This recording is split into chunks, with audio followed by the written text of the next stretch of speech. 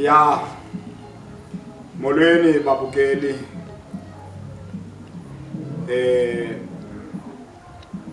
ndingugwayi ufani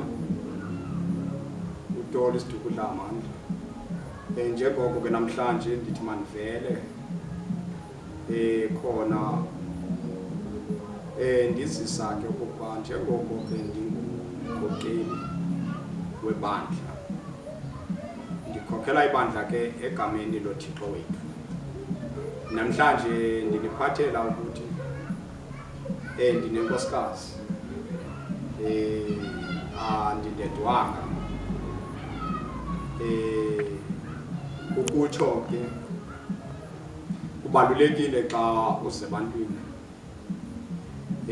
uzobonakala uba le nto imisayo awuwedwanga unayo umncedisi njengoba nencwadi yeBhayibhile isitsho ithi uYehova uThixo wamenzela owabo. Kunjalo ke namhlanje nenkosikazi yam ke iyakwazi ukuthetha nam ke ndizakhe nayo ke ndiyinike ikivula umlomo kuyeke laa nto obonakala mna ndedwa. Ndizawunika yena ke ithuba nkosikazi. Mandizibulisele nam kubantu bonke abamamele le channel. Lo uthethayo uMazikhali uMamncwerha.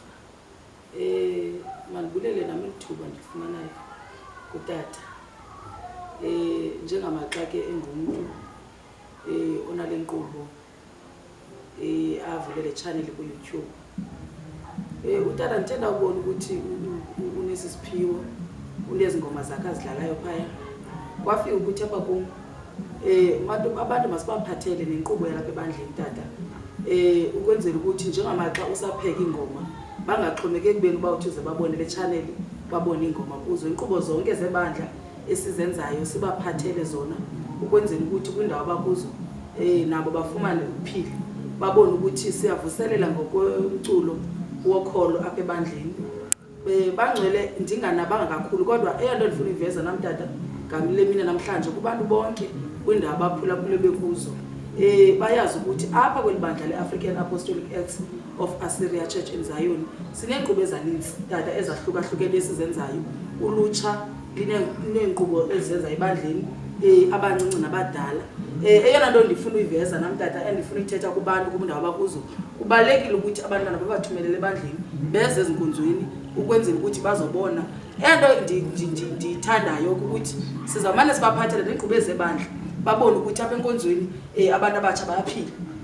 Abantu abatsha bayazi uba inkonzo yondawo indawo ebhorayo, indawo akwazi umntu omtsha uphila kuyo. Loo nto ndifuna ke ngoba bangaboni ukuthi sesimane sibafakela iividiyo neenkqubo esizenza ebandleni bengayazi begqibile ukuthi wena le channel ubuyivulele nje ingoma zakho zomculo kaMaskanda wegospel. Kodwa ke ngoku umnqweno wam into yoba ke ngoku neenkqubo ezebandla masibabonise ukwenzela ukuthi bazofumana ukuphila nakwindawo abakuzo, abazali babathumele abantwana beze enkonzweni. Mandibulele kakhulu ngezimvo zakho nkosikazi. Kumnandi ke uba nenkosikazi. Xa niphathisana into ibheka phambili. Enkosi kakhulu ke babukeli namhlanje oko siniphathe konikuvayo apha phakathi kwenkosikazi yam ikuvezayo. Bendifuna ubonisa nam ukuthi hayi andindedwanga, andimanga ndedwa, ndimnaye. Siphuhlisa ke ubomi bomntu ofuna ubomi uyakufumana enkosi.